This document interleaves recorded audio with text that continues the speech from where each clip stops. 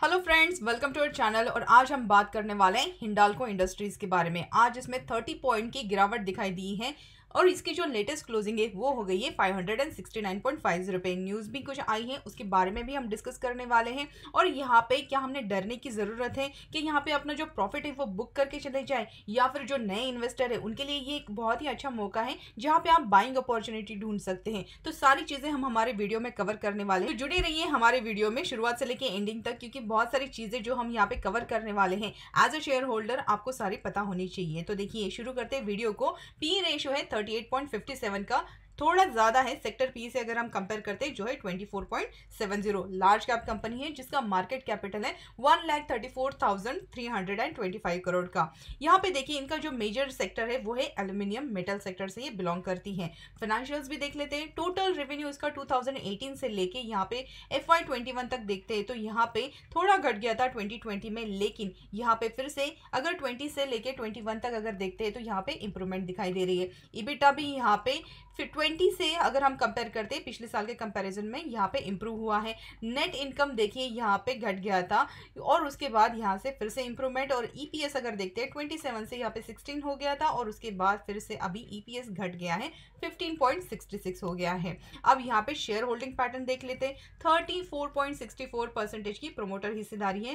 Promoter का यहाँ पे कोई प्लेज नहीं है। म्यूचुअल फंड 12.01%, DII 9.15%, FII 25.99% है।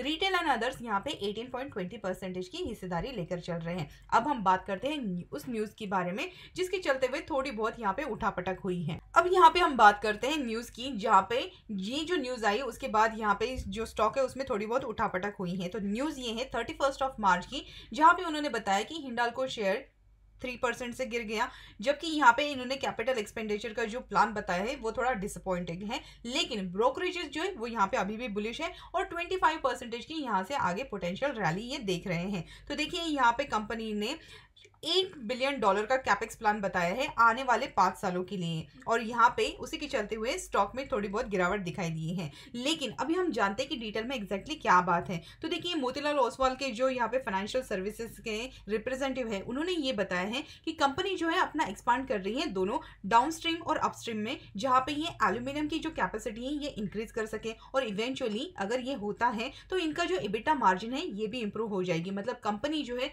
अपना यहाँ पे बिजनेस एक्सपांड कर रही है और उसी के लिए उन्होंने कैपिटल एक्सपेंडिचर आने वाले 5 सालों के लिए उसका एक प्लान बनाया है जो कि $8 बिलियन का है। अब इसमें वरी वाली कौन सी बात है? तो देखिए, यहाँ पे जो एक्सपर्ट्स हैं उनका कहना ये है, जो कि मोतीलाल ओसवाल से, उन्होंने ये कहा है कि ये कंपनी का ऑलरेडी 70% का जो कैपेक्स है ये अंडर इवोल्यूशन है। तो मैनेजमेंट को नए जो प्रोजेक्ट है उसको अनाउंस करने की क्या जरूरत है ये समझ में अभी नहीं आ रहा। लेकिन ये तो बात होगी जो मार्केट एक्सपर्ट है उनकी। कंपनी के जो मैनेजमेंट है उन्होंने जब ये डिसीजन लिया होगा तो उनका अपना अलग एम होगा, क्योंकि देखिए यहाँ पे ऑलरेडी कमोडिटी के प्राइसेस कंटिन्यूसली बढ़ रही हैं। एल्यूमिनियम और उसी के साथ जितने भी मेटल सेक्टर हैं उसके जो प्राइसेस हैं कंटिन्यूसली रिकॉर्ड हाई टच कर रहे हैं। मे बी ये एक रीजन हो सकता है कि कंपनी अपना बिजनेस यहाँ पे एक्सपांशन करना चाहती है और उनको आगे आने वाले सालों में भी बहुत अच्छा फ्यूचर ग्रोथ भी दिखाई दे रहा होगा। ये तो हमारी तरफ से एक बात हुई, लेकिन हम लोग एक्सपेक्ट करके चल रहे हैं कि कंपनी भी अपने तरफ से यहाँ पे अपना कुछ स्टेटमेंट दे दे, तो उससे ये सारी चीजें जो है ये क्लियर हो जाएगी एक इन्वेस्टर के लिए।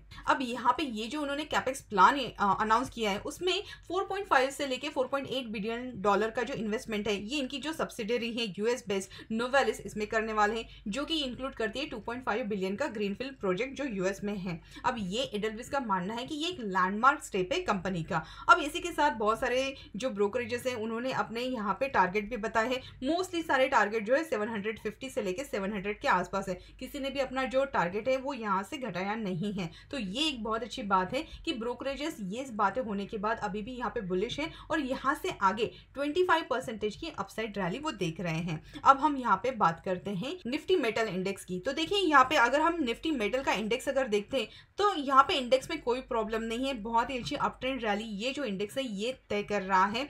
कंटिन्यूसली यहाँ पे 20 मूविंग एवरेज का यहाँ पे सपोर्ट लेते हुए अप ट्रेंड रैली यहाँ इसकी ऑन है। और यहाँ पे देखिए 200 मूविंग एवरेज है, इसका भी सहारा लेते हुए इंडेक्स ऊपर की तरफ जा रहा है। तो यहाँ पे इंडेक्स में तो कोई प्रॉब्लम है नहीं। अब हम बात करते हैं हिंडाल्को के चार्ट के बारे में। तो देखिए यहाँ पे इसका डेली चार्ट ओपन किया है। डेली चार्ट में अगर आप देखते हैं तो ये बहुत ही अच्छा राउंडिंग बॉटम फॉर्मेशन किया, फिर यहाँ पे कप एंड हैंडल, और उसके बाद जब ये हमारी नेक लाइन है, ये जो रेजिस्टेंस ट्रेंड लाइन है, इसका ब्रेकआउट जब दिया तो उसने बहुत ही अच्छे 620 के यहाँ पे टारगेट हासिल किए। ब्रेकआउट के बाद फिर उसने यहाँ पे रीटेस्ट किया। रीटेस्ट यहाँ पे हमारा जो सपोर्ट है, ये सपोर्ट इंटैक्ट है, और यहाँ से देखिए बाउंस देते हुए फिर से इसने जो नए हाई लगाए हैं वो है 636 के। अब जब ये स्टॉक इतने कम ड्यूरेशन में बहुत ही सीधा स्ट्रेट यहाँ पे रैली किया है, तो उसके बाद देखिए पिछले 2 दिन में यहाँ पे प्रॉफिट बुकिंग भी नजर आ रही है। लेकिन हमें तब तक कोई टेंशन नहीं है जब तक हमारा स्टॉक जो है, यहाँ पे एक सपोर्ट ट्रेंड लाइन मैंने ड्रॉ करके रखी है, जब तक स्टॉक ये सपोर्ट ट्रेंड लाइन के ऊपर है तब तक कोई टेंशन की बात नहीं है। क्योंकि देखिए स्टॉक जो है यहाँ पे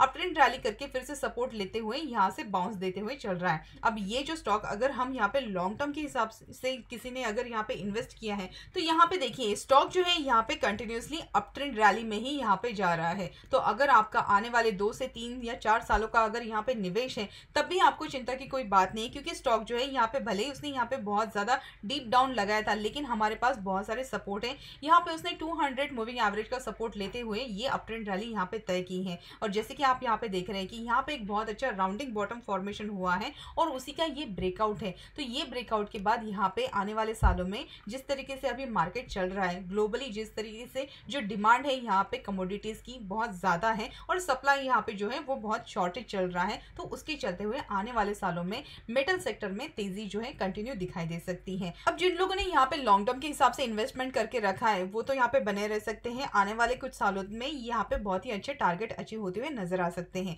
अब जिन लोगों को यहाँ पे इन्वेस्ट करना है उनको अगर यहाँ पे डिप में मिलता है तो यहाँ पे बहुत ही अच्छी बाइंग अपॉर्चुनिटी रहेगी। तो आई होप यहाँ पे जितने भी चीजें हमने डिस्कस की हैं स्टॉक के बारे में, लेटेस्ट न्यूज और उसी के साथ टेक्निकल चार्ट एनालिसिस आपके लिए हेल्पफुल जरूर रही होगी। अगर हम यहाँ पे इसके टारगेट की अगर बात करते हैं तो देखिए ये जो राउंडिंग बॉटम फॉर्मेशन है उसका जो ब्रेकआउट दिया है उसने और उसके बाद रीटेस्ट हुआ है, तो ये जो स्टॉक है यहाँ से आगे की रैली यहाँ पे 680 से लेकर 700 तक भी हो सकती है। लेकिन उसके लिए बहुत इंपॉर्टेंट हमारे लिए ये है कि ये जो हमारी यहाँ पे ट्रेंड लाइन सपोर्ट है ये इंटैक्ट रहे। जब तक हमारी ट्रेंड लाइन सपोर्ट यहाँ पे इंटैक्ट है तब तक यहाँ पे अप ट्रेंड जारी रहेगा।